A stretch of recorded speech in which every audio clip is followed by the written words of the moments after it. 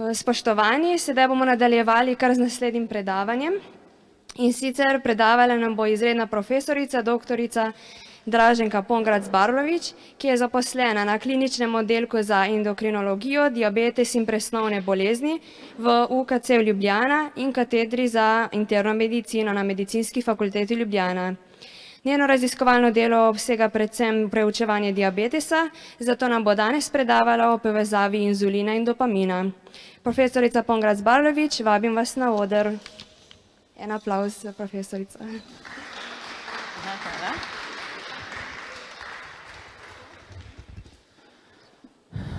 Živijo, lep pozdrav vsem.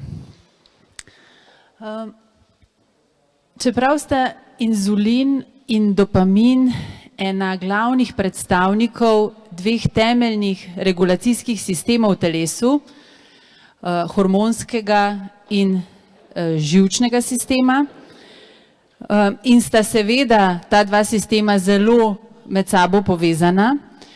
Ko obravnavamo osebe, ki ima teh dveh snovi primanjkuje, to pomeni v primeru prvega, ko primanjkuje inzulina, človek razvije sladkorno bolezen, in v primeru drugega, ko primanjkuje dopamina, človek razvije Parkinsonovo bolezen. Torej, ko obravnavamo te bolezni, navadno se ne zavedamo te tesne povezanosti med obema sistemoma.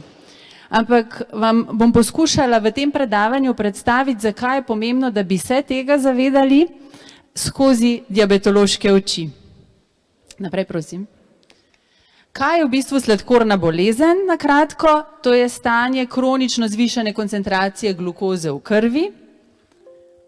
Naprej. Kjer gre za absolutno ali relativno pomanjkanje inzulina v telesu. Vzroka, zakaj nastane, gre za več vzrokov. Najpomembnejši razlog je neka genetska nagnjenost, na katero se nacepijo tudi številni okoljski dejavniki. Gre pa za ali okvaro celic trebušne slinavke, ki izločajo inzulin in zaradi tega se izloči premalo inzulina, ali pa na odpornost na delovanje prisotnega inzulina, torej odpornost na učinke inzulina v telesu, ki se pri regulaciji glukoze predvsem kažejo kot odpornost v naslednjih organih, v jetrih, maščevju in v mišicah. Kako v bistvu poteka metabolizem glukoze v telesu? V bistvu natešče oziroma v času med obroki glukoza vstopa v celice od inzulina neodvisno. In to se dogaja recimo v eritrocitih, možganskih celicah, v notranjih organih in je v bistvu poraba glukoze usklajena s tvorbo glukoze.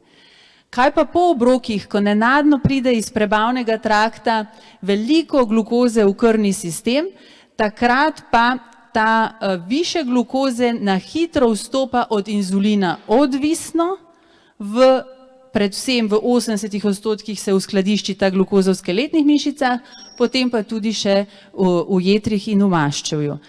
In za te procese potrebujemo inzulin, ki deluje kot ključek za odklepanje teh celic, da glukoza lažje vstopa. Naprej. In zakaj je zdaj ta zvišana koncentracija glukoze pomembna?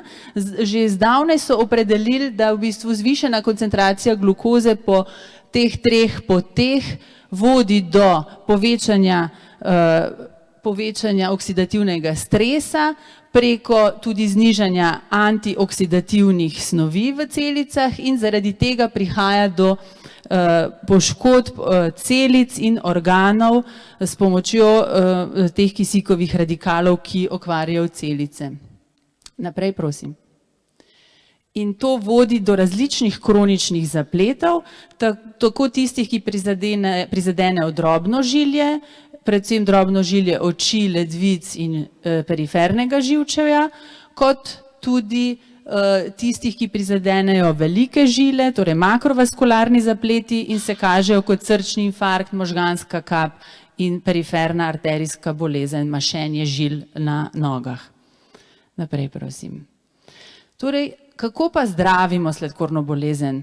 Očitno ne znamo pozdraviti pravega vzroka, zakaj je sladkorna bolezen nastala in da bi naenkrat imeli zdravo trebušno slinavko in zdrav odziv na inzulin, ampak v bistvu poskušamo zniževati to zvišano koncentracijo glukoze v krvi in te neugodne učinke zvišane glukoze na telo.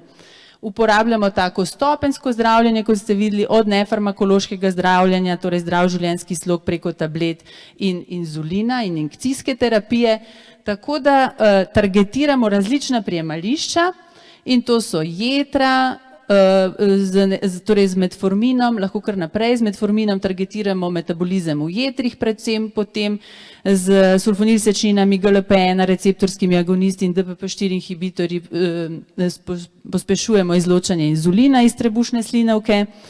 Z nekaterimi zdravili preprečujemo absorpcijo glukoze iz hrane v črevesju že, z nekaterimi zdravili pa pospešujemo izločanje glukoze s sečem. Če s temi mehanizmi nismo uspešni, preidemo na zdravljenje z inzulinom. Inzulin trenutno v Sloveniji apliciramo lahko s pomočjo tašnih peresnikov v podkožje. Inzulin je beljakovina in bi se, če bi ga pojedli, razgradil v prebavnem traktu, zato ga moramo aplicirati v podkožje, kjer se potem preko kapilar preide počasi v krvni obtok in se razširi po celem telesu, lahko pa ga dovajamo s pomočjo takih inzulinskih črpalk, kontinuirano, zdaj uporabljamo tudi take fancy senzorske sisteme, ki dejansko komunicirajo že tudi z inzulinskimi črpalkami, kar imenujemo sistem zaprte zanke. Uspelo je proizvesti tudi inhalacijski inzulin, ki se uporablja v nekaterih državah po svetu, vendar ni prav razširjen, saj pri tem obstaja težava z natančnim odmerjanjem odmerka inzulina in pa tudi z nekimi negativnimi učinki na pljuča. Naprej. Kaj pa Parkinsonova bolezen? Prepoznamo jo predvsem po teh primarnih motoričnih simptomih, značilno je to tresenje, hitro drobno tresenje in težave z začenjanjem in prekinjanjem gibov. Druga značilnost je rigidnost, togost mišic obraza in mišic udov. Potem je značilna taka parkinsonska drža z naprej ukrivljenim trupom. Ljudje imajo težave z ravnotežjem, zaradi tega delajo tudi takšne majhne, neenakomerne korake. Pri tem roke ne sledijo korakom, ampak so večinoma toge. To, kar pa je tudi nezanemarljivo, je pa, da, naprej prosim, da lahko te motorične simptome spremljajo ti manj vidni, manj opazni na prvi pogled simptomi, ki se lahko pojavljajo že več let ali pa desetletij pred pojavom motoričnih simptomov. To pa so predvsem depresija, apatija, utrujenost, nespečnost, težave z organi, ki jih oživčuje vegetativno živčevje, naprimer zaprtost, vrtoglavica, omedlevica, torej to pa imenujemo te sekundarne simptome Parkinsonove bolezni. Kaj je vzrok za Parkinsonovo bolezen? V bistvu gre za degenerativno bolezen, kjer prihaja do izgube živčnih celic, črnih substanci bazalnih ganglijev, iz katerih se izraščajo aksoni in ki sproščajo prenašalec dopamin. Značilnost za Parkinsonovo bolezen so taki skupki proteina alfa-sinukleina, ki se pojavlja v citoplazmi živčnih celic, ki jih bomo zdaj videli. To so ti skupki, ki se kopičijo v celicah in sodelujejo pri propadu teh dopaminergičnih nevronov. Naprej, prosim. Kakšno je zdravljenje? Pri Parkinsonovi bolezni tudi ne poznamo vzročnega zdravljenja, ki bi zaustavilo propadanje dopaminergičnih nevronov. Zato si pomagamo z lajšanjem motoričnih simptomov ali pa in z lajšanjem teh drugih nemotoričnih simptomov.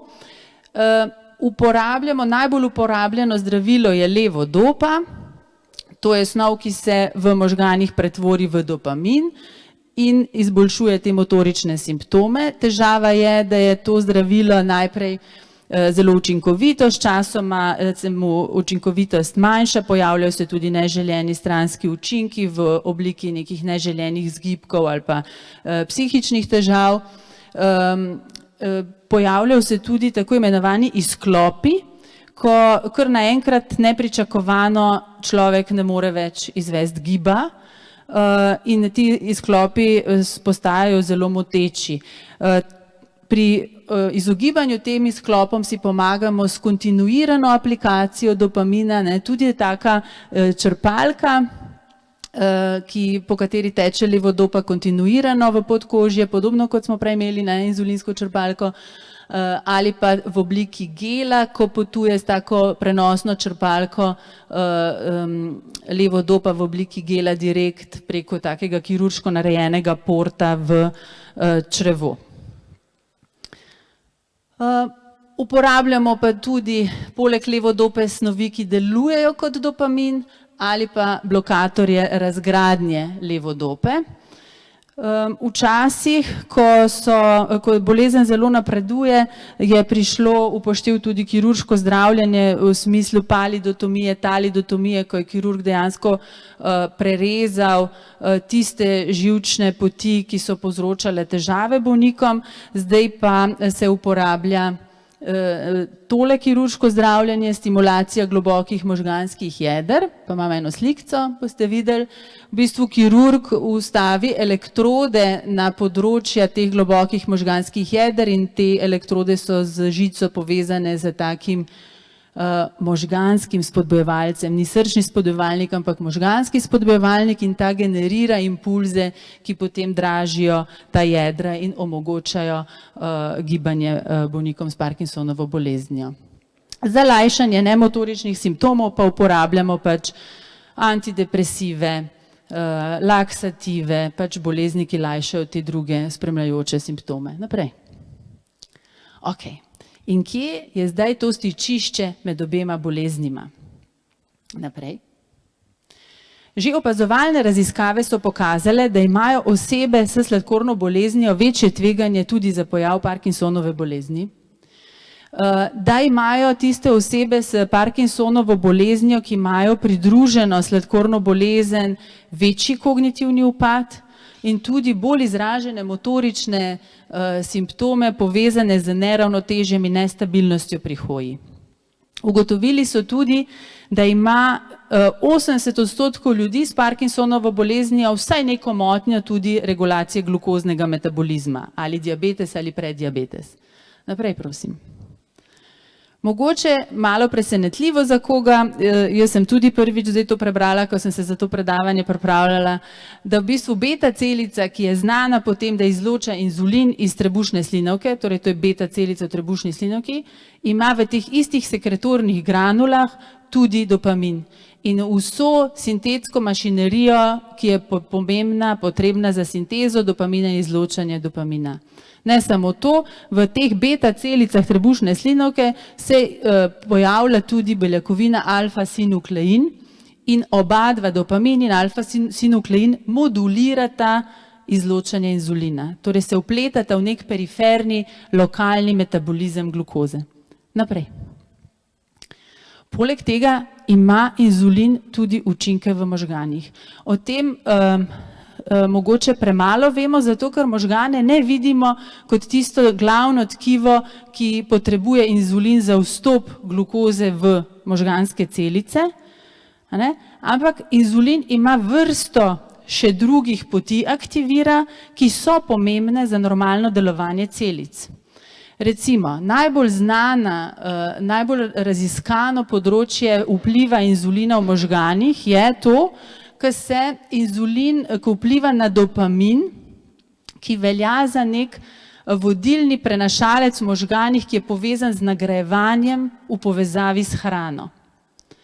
Ugotovili so, da tam, kjer inzulin nima učinka centralnega na možgane, da se človek težje odpove hrani, ki mu je prijetna na okus, težje izvaja ta kognitivni nadzor nad vnosom hrane in težje doseže ta občutek sitosti. In te občutke dobi v povezavi z sinergistično delovanjem na dopaminski sistem. Zaradi tega se predvideva, da imajo osebe z debelostjo okvaro tudi na tem nivoju in so zaradi tega tudi bolj ogrožene za pojav sladkorne bolezni. Tole tukaj je poenostavljena shema učinkov inzulina, ki se veže na svoj receptor. Torej, inzulin se veže na receptor in ta del, ki stimulira prenos GLUT4 transporterja iz citoplazme na celično membrano in na ta način omogoči hiter vstop glukoze v celice, to je samo eden od teh pomembnih učinkov tako pomembnega hormona, ki ga imamo v telesu. Ta pot, ki aktivira fosfoinizitol 3 kinazo in serintreoninsko kinazo, in ta pot, ki vključuje RAS, RAF in mitogen aktivirajočo kinazo, te dve poti pa vplivata na rast celic, proliferacijo celic in programirano celično smrt. In raziskave so pokazale, da so prav te poti vpletene tudi v razvoj Parkinsonove bolezni. Kako natančno, če si pogledamo? Po vezavi inzulina na inzulinski receptor se pač aktivira ta fosfoinizitol 3 kinaza in serintreoninska kinaza. In ta aktivacija v bistvu fosforilira glikogen sintazno kinazo 3 in na ta način jo inaktivira in onemogoči spodbujanje agregacije alfa-sinukleinskih tistih beljakovin, ki so glavni razlog za nastanek Levijevih telesc in propad dopaminergičnih nevronov pri Parkinsonovi bolezni. Hkrati ta aktivacija zavre preko mTORC poti tudi agregacijo alfa-sinukleina, inzulin pa tudi direktno aktivira take metaloproteinaze in poseben enzim, ki dejansko razgrajuje že narejene agregate te beljakovine, ki je tipično prisotna pri Parkinsonovi bolezni. Inzulin tudi zavre mediatorje, ki so povezani s celično smrtjo. Tako da preko vseh teh mehanizmov, če inzulin dobi odgovor na inzulinski receptor v možganih, lahko čuva dejansko živčno celico. Naprej, prosim. In zdaj logično bi bilo, če smo se mi naučili pri zdravljenju sladkorne bolezni, ki je res pogosta bolezen. V Sloveniji ima malo manj kot 10% odraslih ljudi sladkorno bolezen. Torej, če smo se naučili, kako zdraviti in zaobiti te posledice neučinkovitega inzulina pri glukoznem metabolizmu, bi morda se lahko ukoristili s tem znanjem in poskusili s kakšno molekulo, ki jo uporabljamo za zdravljenje hiperglikemije, tudi pri zdravljenju Parkinsonove bolezni. In ena najobetavnejših zdravil se je izkazalo, da so GLP-1 receptorski agonisti. GLP-1 pomeni glukagon-like receptor 1. V bistvu gre za zdravila, ki sedaj doživljajo en razcvet pri zdravljenju sladkorne bolezni tipa 2 in se jih aplicira, ker so to beljakovinske molekule s pomočjo takih injektorjev enkrat dnevno ali enkrat tedensko in znižujejo raven glukoze v krvi. Kako? V bistvu je ta GLP telesu lasten hormon, ki se izloči iz enterokromafinih celic, iz L celic črevesja ob zaužitju hrane in po krvnem obtoku pride do trebušne slinavke in velja za najmočnejšega stimulatorja naravnega beta celice, da izloči, ko zaužiješ obrok, več inzulina. In ta zvišana raven inzulina povzroči znižanje glukoze v krvi. To je ta mehanizem, ki ga izkoriščamo pri zdravljenju sladkorne bolezni. Zdaj z GLP-1 receptorskim agonistom, to so pa proizvedli neke visoke koncentracije agonista, torej GLP-1 podobne molekule, ki deluje na te iste GLP-1 receptorje naprej, ki pa niso samo v trebušni slinavki, ampak tudi v živčevju. In za 8. marec sem videla, da je v novicah Svet 24 bila ta objava, da so v Veliki Britaniji začeli prodajati cepivo za hujšanje. V bistvu gre prav za ta GLP-1 receptorski agonist, ki deluje tudi na receptorje GLP-1 v možganih, v tem mezolimbičnem sistemu predvsem, in zmanjša apetit. In zaradi tega ljudje po aplikaciji tega zdravila lahko znižajo telesno težo. Naprej. Ugotovili so tudi, da kot stranski učinek jemanja tega zdravila pri osebah s sladkorno boleznijo tipa 2, da se je statistično pomembno zmanjšal pojav možganskih kapi. Tako da spet en tak ugoden učinek GLP-1 receptorskih agonistov. Naprej. Potem pa so začeli natančno preučevati tudi na celičnem nivoju, kaj povzroča GLP-1 receptorski agonist na nevronih, poleg znižanja koncentracije glukoze zmanjšuje tudi oksidativni stres, vnetje, zmanjša odmiranje celic, poveča nevrogenezo oziroma spodbuja tvorbo novih nevronov iz matičnih celic, vpliva preko mehanizmov dolgoročne potenciacije tudi na izboljšanje učenja in na spomin. Naprej. Na predkliničnih raziskavah, torej na živalih, ko so izpostavili živali GLP-1, so, če so bile izpostavljene tudi znižanemu kisiku ali toksičnim agensom, so ti nevroni njihovi kazali manjšo stopnjo poškodbe. Tudi na živalskih modelih je aplikacija GLP-1 izboljšala motorične in kognitivne funkcije. Zato so naredili tudi že klinično študijo in tako kot je prej profesor Štrukelj povedal, napredovali od faze 1, 2 in 3. Jaz bi predstavila samo, tukaj že imamo fazo 3, torej na bolnih posameznikih raziskavo, kjer so 60 ljudem z zmerno izraženo Parkinsonovo boleznijo aplicirali GLP-1 receptorski agonist in jih spremljali skoraj leto dni. In ugotovili, da pri njih dejansko pride do zmanjšanja intenzivnosti motoričnih simptomov. To zmanjšanje intenzivnosti motoričnih simptomov se je nadaljevalo tudi še 12 tednov po končani aplikaciji tega zdravila, kar je v bistvu tudi ta največja želja, da bi nekako iznašli zdravilo, ki bi bilo nevroprotektivno, ne samo, da bi nadomestilo neko manjkajočo substanco, ampak da bi dejansko zaustavilo potek bolezni in preprečilo propadanje dopaminergičnih nevronov. Boljši odziv so dosegli pri mlajših osebah z zgodnejšim nastankom bolezni. Kaj je točno se dogaja, verjetno torej hipoteza na celičnem nivoju.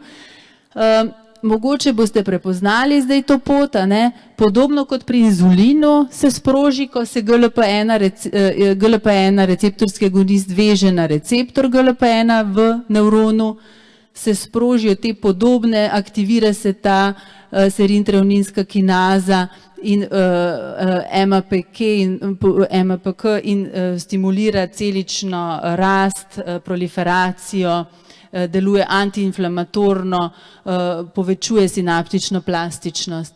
Hkrati GLP-1 z vezavo na ta receptor prepreči sintezo alfa-sinukleina v nevronih in zlaganje teh fibrilarnih proteinov v te agregate v levjeva telesca.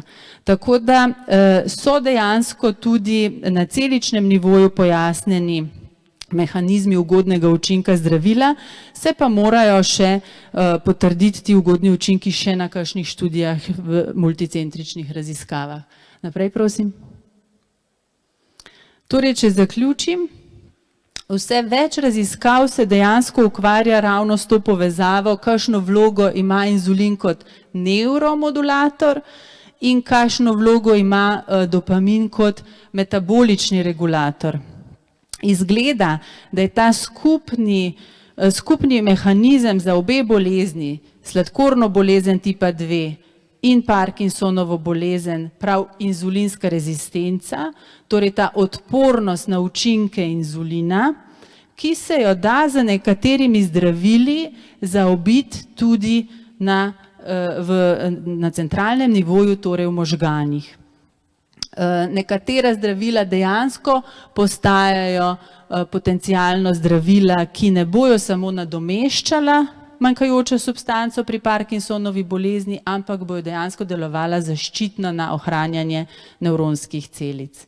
In upam, da bomo kmalu prebrali v novicah tak naslov, še enkrat, please, v lekarnah injekcija za Parkinsonovo bolezen. Hvala vam za pozornost.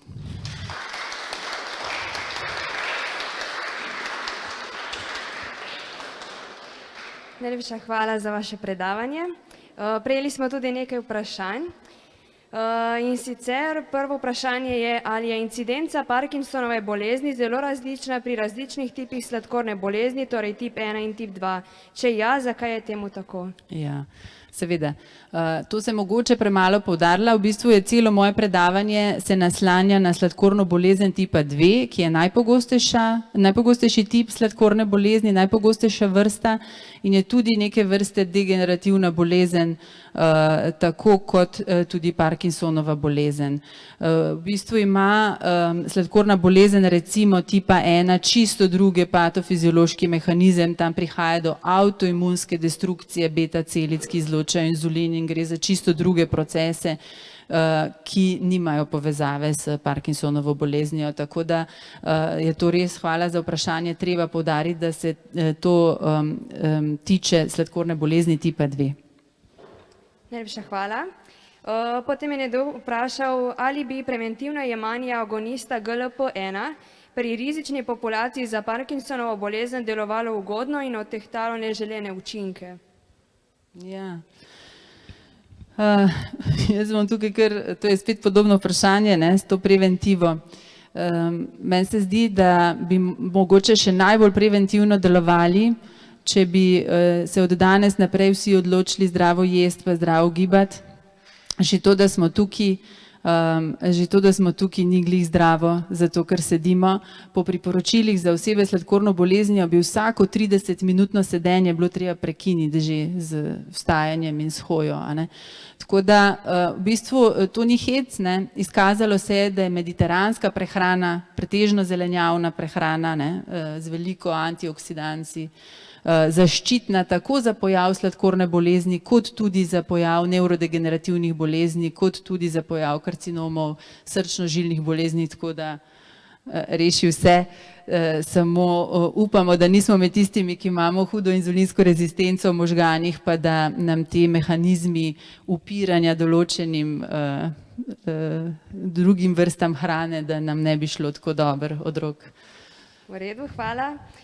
In potem še eno vprašanje glede sladkorne bolezni, sicer koliko je se procentualno zgodovinsko povečalo število bolnikov s sladkorno boleznijo in zakaj? Tako, če malo poveste mogoče o tem. Ja, to se, vse veste, da strmo narašča ta odstotek ljudi s sladkorno boleznijo tipa 2, narašča tudi odstotek ljudi s sladkorno boleznijo tipa 1, čeprav ima čisto druge mehanizme, tam okrog 3% na leto. Vemo pa, da seveda je največji razlog za razvoj sladkorne bolezni tipa 2 genetika. Ampak tisti majhen delež, ki ga prinese življenjski slog, torej to sedeče delo, hitra hrana, ko nimamo časa več za nič, torej za zdravo hrano si moraš vzeti čas, da ti kuhaš zelenjavo, trebiš, čistiš, pereš in pol še to, si kmalu spet lačen, kmalu moraš ponoviti nek zelenjavni obrok. Tako da ta zdrava prehrana vzame zelo veliko več časa in se je težje zdravo prehranjevati, sploh v takih obesogenih okoljih, kot mi pravimo. Pa seveda tudi stres, ves ta tempo, ki ga imamo. Predvsem te države, ki imajo hitro rast ekonomsko, te so tudi soočene z največjim procentualno, z najvišjo rastjo tudi deleža oseb s sladkorno boleznijo tipa 2. V redu, najlepša hvala za odgovor in tudi za predavanje. Še eno malenkost imamo pripravljeno za vas. Ja, hvala lepa. Izvolite. Ja, hvala.